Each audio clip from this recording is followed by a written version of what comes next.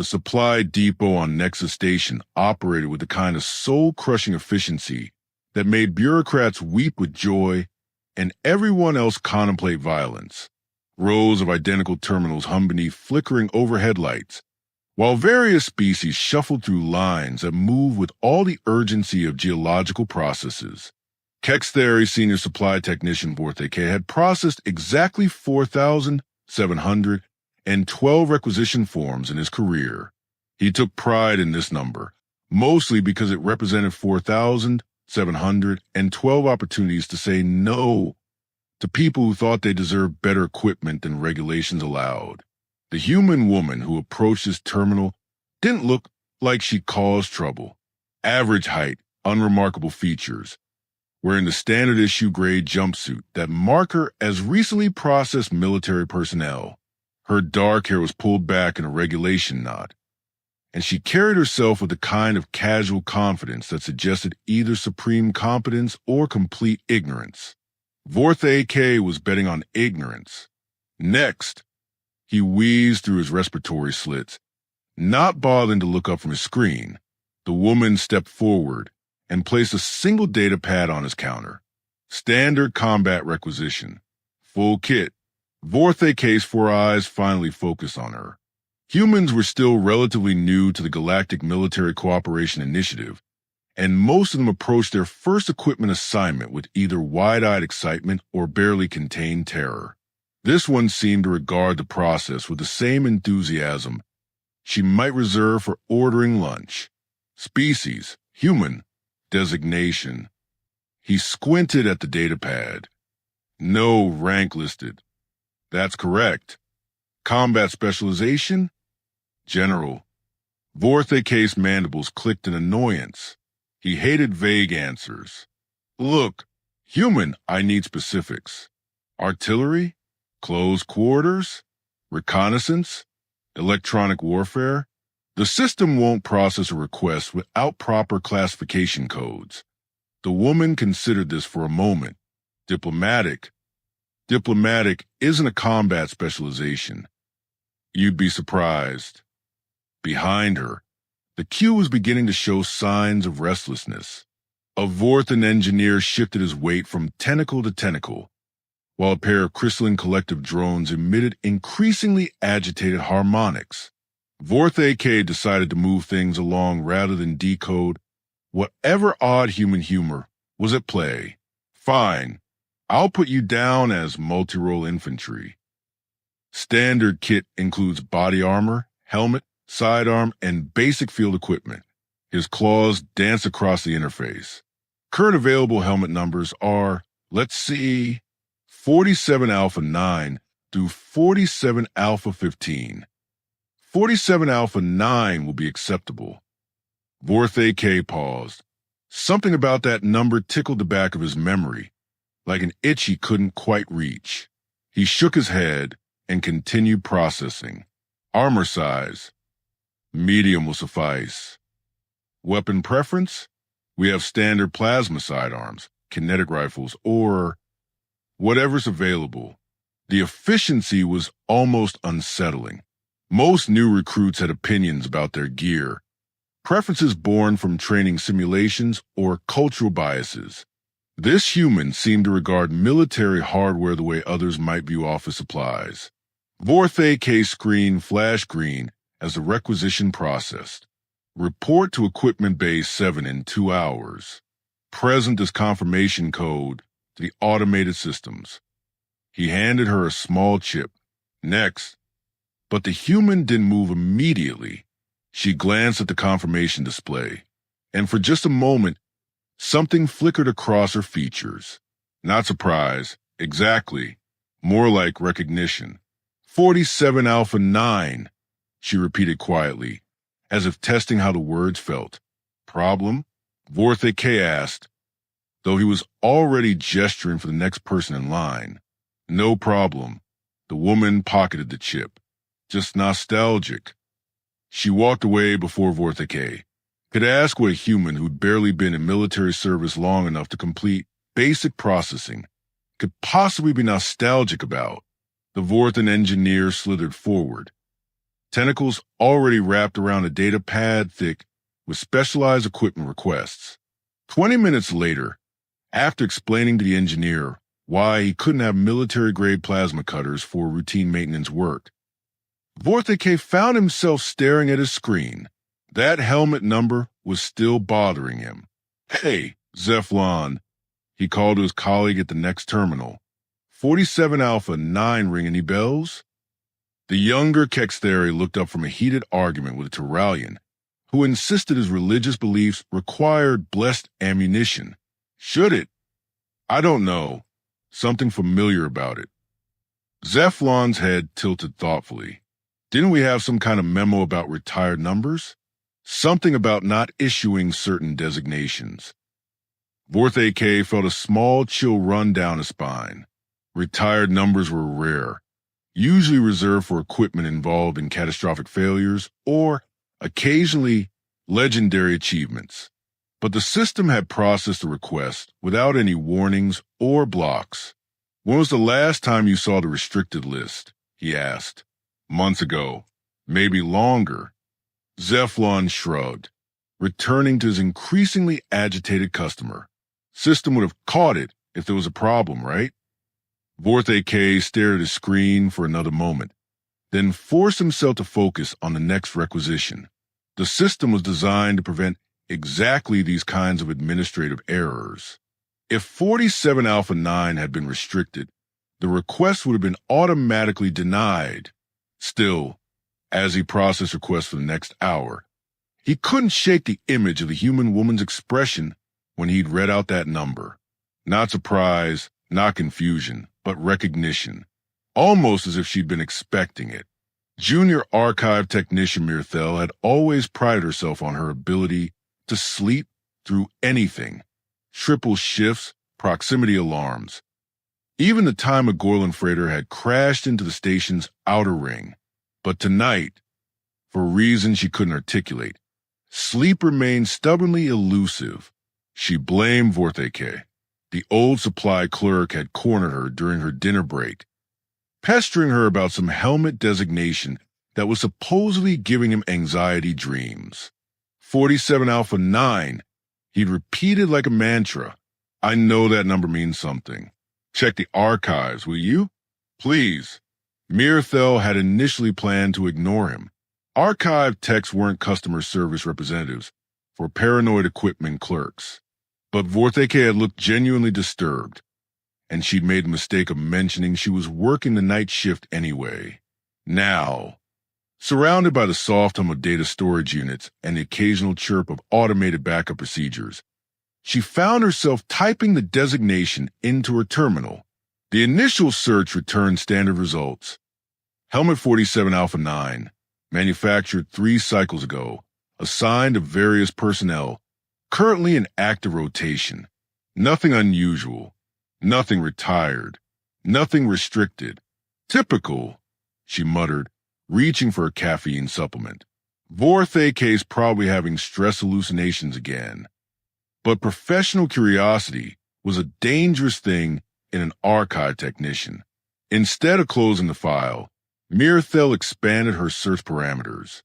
Cross-references, historical assignments, manufacturing logs, personnel records. The first anomaly appeared in the manufacturing data. According to the technical specifications, Helmet 47 Alpha 9 had been produced in a batch of 20 units, but the serial progression showed a gap. The manufacturing database listed 47 Alpha 1 through 47 Alpha 8, then jumped directly to 47 Alpha 10. 47 Alpha 9, according to production records, had never been manufactured. What the hell? Mirthel pulled up the supply database again. The helmet was definitely listed as available, definitely assigned to that human woman earlier today. But if it had never been manufactured, what exactly was sitting in Equipment Bay 7? She dove deeper into the historical records, searching for any mention of the designation. Standard database queries returned nothing. But Mirthel had access to deeper archives, older systems that had been fully integrated into the current infrastructure. The first reference appeared in a casualty report from 2 years ago. Just a fragment. Equipment recovered from the Keth Moran Theater includes various small arms, damaged vehicles, and one helmet bearing designation 47 Alpha 9. Keth Moran. Mirathel's tentacles curled reflexively. Everyone in the archives knew about Keth Moran, though the official records were classified above her clearance level. A three-system conflict that had escalated beyond all projections, involving multiple species, and threatening to destabilize an entire sector. Then, suddenly, inexplicably, it had ended. Complete ceasefire. Unconditional surrender from the aggressor forces. The military leadership had called it a miracle of diplomacy. She pulled up what public records existed about the conflict's resolution. Most were heavily redacted, but she found references to unprecedented negotiation protocols and unilateral decision by enemy command structure. One fragment mentioned single envoy achieving objectives deemed impossible by conventional military doctrine. Mirathel's search algorithms were working overtime now, cross-referencing Keth Moran with helmet designations, human personnel, and diplomatic missions. The results were frustratingly sparse, but a pattern was beginning to emerge. Every mention of the conflict's end included the same administrative footnote.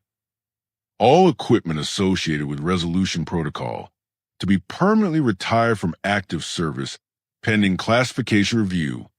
She found a retirement order buried in a subsection of military procurement regulations, dated 18 months ago, a short list of serial numbers and designations, including one that made her respiratory system stutter.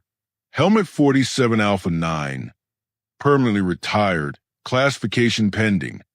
Do not reissue under any circumstances. The order was signed by Admiral Kreshton herself, the highest-ranking military official in this sector. The same Admiral Kreshton who'd been present at Keth Moran when the impossible ceasefire had been negotiated. Mirathel stared at her screen, her mind racing through the implications. The helmet had been retired. The system should have blocked its reissue automatically, but somehow it had been assigned to a human woman who'd seemed unsurprised by the designation. She initiated a priority search for any human personnel associated with the Keth Moran resolution. The results were almost entirely classified, but one fragment slipped through security filters. Human diplomatic representative demonstrated unprecedented effectiveness in hostile negotiation scenarios. Her communication console chimed with an incoming message. Emergency priority, originating from the supply department. Archives section. This is Senior Technician Vorthe K. I need an immediate classification check on helmet designation 47 Alpha 9. Something's wrong with our system. Mirathel's response was automatic. Sending you the retirement order now. That designation has been permanently withdrawn from service. The silence on the other end of the connection stretched for nearly 30 seconds before Vortheke's voice returned, considerably higher in pitch. Mirathel, we assigned that helmet 4 hours ago to a human. She's scheduled to collect it in... His voice broke slightly. In 90 minutes. The archive chamber suddenly felt much colder. Mirathel pulled up the personnel files for the equipment bay, cross-referencing them with her growing collection of Keth Moran fragments.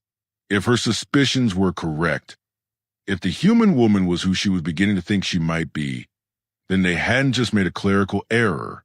They'd accidentally issued legendary military equipment to the legend who'd made it legendary in the first place. Vorthe, she said carefully, I think we need to contact Admiral Kreshton immediately. The Admiral? But it's just a supply mix-up. Surely we can handle this administratively. The helmet isn't just retired. Mirathel interrupted. It's classified at the highest levels. And if I'm reading these records correctly, the woman you gave it to is the reason why. Admiral Kreshton had been awakened from deep sleep exactly 17 times during her 40-year military career. 16 of those occasions had involved imminent threats to galactic stability. The 17th involved a panic archive technician babbling about helmet numbers and humans. She was beginning to suspect this might be the most serious of all 17. "Explain to me again," she said, settling into her command chair while the emergency briefing room filled with hastily summoned staff officers, how a retired designation ended up in active circulation. Lieutenant Commander Pexthal, her chief of staff, consulted his hastily compiled notes. "System migration error, apparently. When we transitioned to the new supply database 8 months ago, some retirement orders were improperly categorized. They're in the system, but flagged as pending review rather than permanently restricted. And nobody caught this during testing. The error only affected a handful of items.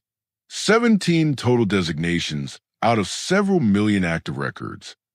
Pexthal's voice carried the tone of someone delivering his own death sentence. 47 Alpha 9 was among them. Admiral Kreshton closed her eyes and tried to summon patience from reserves she wasn't sure still existed. 8 months. For 8 months, they'd been one bureaucratic accident away from reissuing equipment that should have been locked in the deepest vault of classified materials. "Show me her personnel file," she commanded. The main display screen flickered to life, revealing a standard military profile. Basic biometric data, training certifications, assignment history. Everything perfectly ordinary, perfectly unremarkable. The kind of file that generated exactly zero interest from anyone above the rank of supply clerk. "This can't be right," she muttered. Major Quindar, her intelligence liaison, stepped forward. "Ma'am, we've run the identification through every database available. Facial recognition, biometric matching, genetic markers. According to all official records, this individual completed basic training 3 months ago and has no prior military service." Then explain how she knew to request that specific helmet. "We don't have an explanation, Admiral." Kreshton stood and began pacing, a habit that made her staff nervous under normal circumstances and terrified under current ones. Pull the sealed records. "Authorization Kreshton 77 Alpha. I want everything we have on the Kethmoran resolution." Several officers exchanged glances. Those files were classified beyond top secret, requiring special clearance that most of them didn't possess. But nobody was brave enough to point this out to an admiral who looked ready to start personally executing people. The new data that appeared on the screen was considerably more interesting.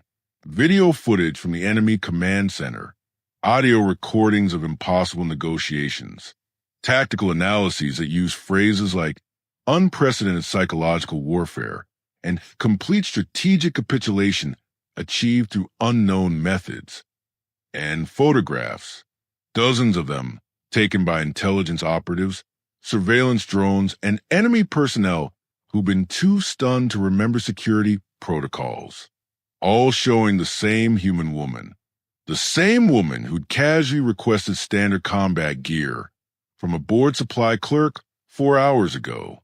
"Sweet merciful void," whispered Commander Veltar from the back of the room. "She's real." Admiral Kreshton had been present during the Kethmoran negotiations, though she'd been a mere captain then, serving as military liaison to the diplomatic mission. She remembered the morning when news arrived that the enemy commander had requested immediate ceasefire negotiations. She remembered the confusion when those negotiations were scheduled to take place inside the heavily fortified enemy stronghold. She remembered the incredulous laughter when a single human woman had volunteered to conduct the talks alone. She also remembered the silence when that same woman had walked out 6 hours later with a signed surrender document and a calmly delivered suggestion that everyone might want to avoid making this more complicated than necessary. The enemy forces had laid down their weapons within hours. A 3-system war that had consumed resources, lives, and hope for 2 years had ended because one human had walked into a room and talked. What do we know about her current mission? Creshton asked. That's just it, Admiral, Pexthal replied. According to her orders, she doesn't have one. She's listed as administrative personnel pending assignment. No specific duties, no commanding officer, no operational objectives. Someone with her capabilities doesn't request combat gear for administrative duties. No, ma'am. Creshton studied the personnel file again, noting details she'd missed before. The woman had requested assignment to the specific sector, this specific station. She completed the minimum required training, and nothing more. She'd answered every question with exactly the information necessary, and not one word beyond. It was a behavior of someone who knew precisely what they were doing and wanted to avoid drawing attention while doing it. How long until she collects equipment? Creshton asked. 47 minutes, Admiral. Cancel the assignment. Lock down Equipment Base 7. I want that helmet secured immediately. Ma'am, Major Quindar interrupted carefully. With respect, if she is who we think she is, attempting to deny her access to equipment she specifically requested might not be advisable. Creshton turned to face her intelligence officer. Are you suggesting we're afraid of one human? I'm suggesting, Admiral, that the last time someone underestimated what one human could accomplish, it ended a war. And we might want to consider that she specifically chose to come here, to this station, and request that particular helmet number. Someone with her demonstrated capabilities doesn't do anything by accident. The briefing room fell silent as the implications settled over them. They weren't dealing with a bureaucratic error or supply mix-up. They were confronting the uncomfortable possibility that everything had proceeded exactly as intended by someone who operated several levels above their understanding. Admiral Creshton looked at the sealed records on her screen, then at the ordinary personnel file, then at her assembled staff officers who were all trying very hard to appear competent while obviously having no idea what to do next. Recommendations? She asked. The silence stretched uncomfortably before Commander Veltar cleared his throat. Maybe we should ask her what she wants. Equipment Base 7 had been transformed into something resembling a military parade ground crossed with a diplomatic reception. Admiral Creshton stood at attention flanked by her senior staff, while Technical Sergeant Morden had polished every surface until the bay gleamed like a museum display. The helmet sat on a presentation pedestal, no longer just piece of equipment, but an artifact of legendary status. Soft lighting had been arranged to showcase its unremarkable curves and standard-issue components. Someone had even draped a ceremonial banner behind it, though nobody could later remember who'd given that order. This is ridiculous, muttered Commander Veltar under his breath. We're treating routine equipment pickup like a state function. Would you prefer we explain to Central Command how we lost track of the most classified individual in military records? Admiral Creshton replied without moving her lips, because I'm certain they'd find that conversation fascinating. The bay doors opened with their usual mechanical hiss, but the sound seemed amplified in the tense silence. The human woman walked in wearing the same unremarkable jumpsuit, carrying the same casual demeanor that had so thoroughly confused Vortic hours earlier.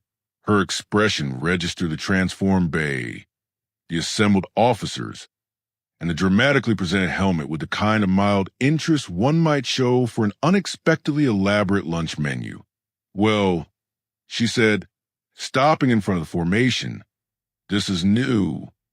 Admiral Creshton stepped forward, her prepared speech dissolving under the weight of the woman's completely ordinary presence. We need to discuss your equipment requisition. I assumed you might. The woman glanced at the helmet, then back at the Admiral. Database migration error, wasn't it? Retirement orders got miscategorized during the system transition 8 months ago. The silence that followed was profound enough to have its own gravitational field. You knew, Admiral Creshton said, her voice carefully controlled. I helped design your new supply database. Well, consulted on the security protocols. Anyway, the woman shrugged. I mentioned that certain retirement classifications needed special handling during migration. Apparently, someone decided my recommendations were overly complex and simplified the implementation. Major Quindar stepped forward. You deliberately triggered this incident. I needed to test whether the security gaps I'd identified had been properly addressed.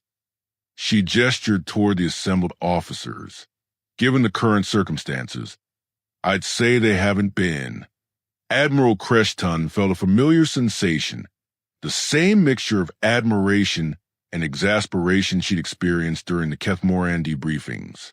You manipulated our entire supply system to conduct a security audit. I submitted 17 official reports detailing vulnerabilities in your classified equipment protocols. All 17 were filed under administrative recommendations and ignored. The woman's tone remained conversational, but something colder flickered behind her eyes. So I decided to demonstrate the problem using methods your staff might find more compelling. By requesting your own helmet, by proving that your most sensitive designations could be accidentally reissued to anyone who walked into a supply depot with proper identification. She paused, letting the implication settle. What if I hadn't been me? What if some random recruit had been assigned 47 Alpha 9 and started asking questions about why everyone was acting strange around them? Commander Veltar made a strangled sound. The security implications are precisely what I've been trying to explain for the past 6 months. The woman walked over to the presentation pedestal and picked up the helmet, examining it with the familiarity of someone handling a personal possession. This particular piece of equipment is tied to classified operations involving 12 different species, 3 major military actions, and diplomatic protocols that are still considered too sensitive for general knowledge. Its accidental reissue could have compromised ongoing intelligence operations across 4 sectors. She turned the helmet over in her hands, running her fingers along edges that showed faint scoring from weapons fire that had never appeared in any official reports. So you orchestrated this entire situation to prove a point about database security? Admiral Creshton asked. I orchestrated the situation to identify which of your staff members are competent enough to recognize potential security breaches and act on them appropriately. The woman's expression shifted slightly, revealing something that might have been approval. Your archive technician, Mirthel, performed admirably. She identified the anomaly, researched the historical context, and escalated the situation through proper channels within hours. Your supply clerk, Vortheke, showed excellent instincts by recognizing something was wrong, even when he couldn't articulate why. And the rest of us responded to a potential security crisis with appropriate urgency and brought considerable resources to bear on resolving the situation. She tucked the helmet under her arm with casual ownership, though the ceremonial presentation was perhaps unnecessary. The absurdity of the moment wasn't lost on anyone present. They'd mobilized senior command staff, pulled classified records, and transformed the supply bay into a formal reception area, all in response to a security test conducted by the person they were trying to protect the security from. What happens now? Admiral Creshton asked. Now you implement the database security protocols I recommended 8 months ago, before someone less patient than me decides to test your system vulnerabilities. The woman started toward the exit, then paused. Oh, and you might want to check your ammunition storage protocols. Similar migration issues affected several restricted munitions types. I didn't test those personally, but the theoretical security implications are rather more dramatic than misallocated helmet numbers. She reached the bay doors before Admiral Creshton found her voice again. Where are you going? The woman turned back, and for just a moment, the casual mask slipped enough to reveal something that reminded everyone present why certain wars had ended so suddenly and completely. Wherever the next problem needs solving, Admiral, there's always another problem.